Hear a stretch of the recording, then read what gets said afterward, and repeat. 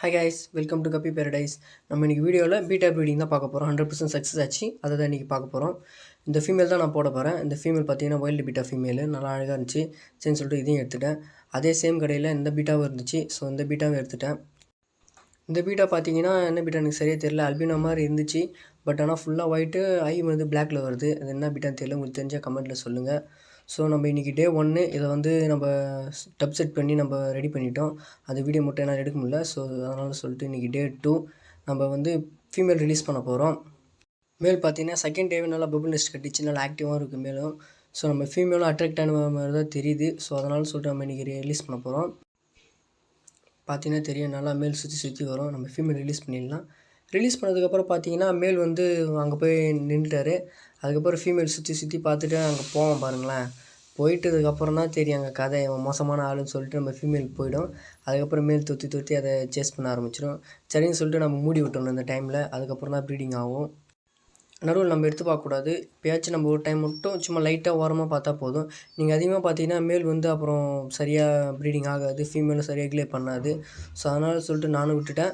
பார்த்தீங்கன்னா தெரியும், மேலும் ஃபீமேல் நல்லா சண்டை போட்டுக்கும். மேல் தான் நல்லா பயங்கரமான ஆளாக இருக்கான். நல்லா ஃபீமேலை சேஸ் பண்ணியே இருக்கான். கடைசியில் தான் தெரியுதோட ரிசல்ட்டு. அதனால் சொல்லிட்டு நானும் இது வந்து பார்ட் ஒன் மாரி போட்டேன். பட் ஆனால் இன்னொரு வேறு பேர் அது வந்து சக்ஸஸ் ஆகலை. சரின்னு சொல்லிட்டு நான் ஒரே டே வீடியோ எடுத்துகிட்டு மொத்தமாக போடலாம்னு சொல்லிட்டு போட்டேன். ப்ரீவியஸ் வீடியோவில் பார்த்தீங்கன்னா தெரியும்.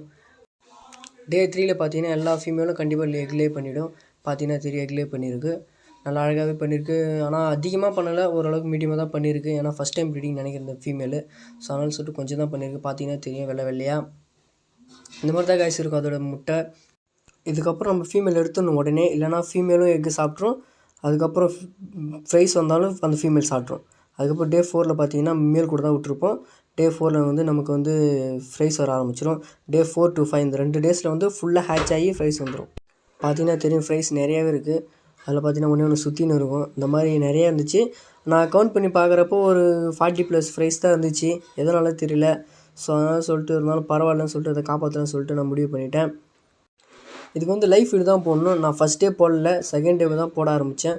செகண்ட் டே பார்த்தீங்கன்னா என்கிட்ட வினிகர்கள் இல்லை. ஸோ அதனால் நான் இன்ஃபோசோரியா தான் போட ஆரம்பித்தேன். இந்த ஃப்ரைஸை நான் எப்படி வந்து சக்ஸஸ்ஃபுல்லாக 100% ஹேட்ச் பண்ணணும்னு சொல்லிட்டு நான் தெளிவாக சொல்கிறேன். நம்ம சேனலை சப்ஸ்கிரைப் பண்ணிக்கோங்க.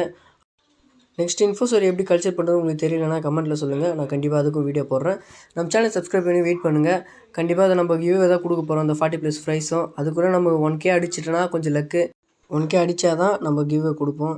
ஸோ நம்ம இதில் வந்து எத்தனை ஃப்ரைஸ் நம்மளால் காப்பாற்ற முடியும்னு தெரியல. நான் இன்ஃபோசோரி தான் ஃபீட் பண்ணுறேன். மேக்ஸிமம் எத்தனை அளவு காப்பாற்ற முடியுமோ நான் காப்பாற்றுறேன். நீங்கள் நம்ம சேனல் மறக்காமல் வாட்ச் பண்ணுங்கள். ஏதோ டெய்லி அப்டேட்ஸ் போடுறேன். நான் டெய்லி டே பை டே என்னென்ன ஃபீட் பண்ணுறேன்னு சொல்லிவிட்டு மேக்ஸிமம் ஒரு கப்பி ஃப்ரை வர அளவுக்கு நம்ம வந்துச்சுன்னா அதுக்கப்புறம் நம்ம ஈஸியாக காப்பாற்றிடலாம். அதுக்கப்புறம் லைஃப் ஃபீட் கொடுத்துக்கலாம்.